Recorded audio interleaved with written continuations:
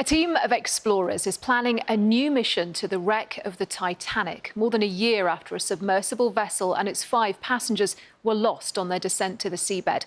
They'll use the latest technology on an uncrewed robotic vehicle to make a 3D map of the world-famous shipwreck. Our science editor Rebecca Morell has had special access to the preparations. Instantly recognisable.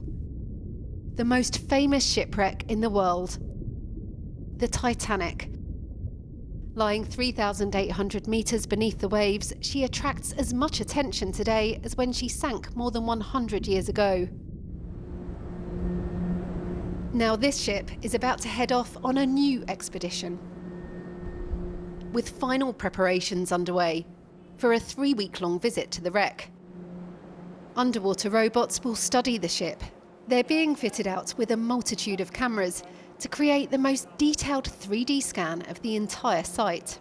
Every time people go out, the things that they always go to are the bow and the stern. Those are the most iconic, the beautiful. Personally, I'm looking forward to spending a lot more time out in the debris field to look at all of the little bits and bobs that are out in the sand, this little pile to this pile to that pile, and there's an extraordinary amount of material out there. I don't think it's quantified in the sort of detail that we're hoping to do. Getting down to the Titanic at the bottom of the Atlantic is a real challenge. This robotic sub is tethered to the ship. So here, there's 4,500 metres of cabling attached to this winch.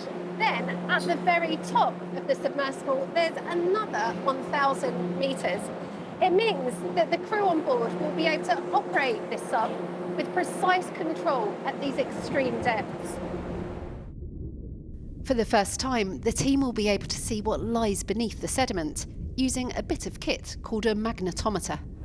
That is probably the most exciting thing of all. There's a lot of mystery surrounding parts of Titanic that are under the surface, such as the bow, how deep it is under that sediment, where the damage from the iceberg would be. There's such a debate over Titanic's central propeller. Was it 4 blades? Was it 3 blades? So a lot of potential with that. It's the first expedition to return to the Titanic since the Titan submersible disaster last year. For the crew, it's a chance to remember their friend P.H. Nargiole, one of the 5 people who died on the sub. He was supposed to be leading this voyage. They thought the Titanic was unsinkable, but after striking an iceberg on her maiden voyage, nearly 1,500 people lost their lives.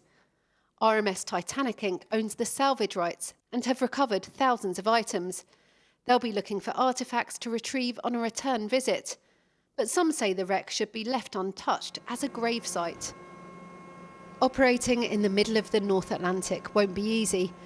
The crew needs good weather and a bit of luck for their ambitious plans.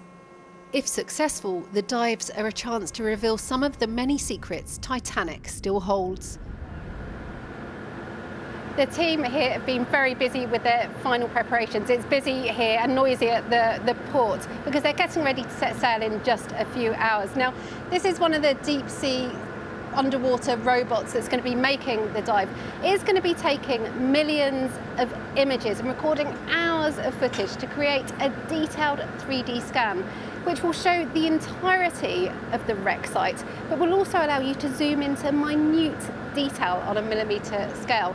Now, it's a year on since the Titan submersible disaster, and it's going to be a particularly poignant expedition for the team because they'll be remembering their friend P.H. Nargiole, a veteran deep-sea explorer who died on board that OceanGate sub.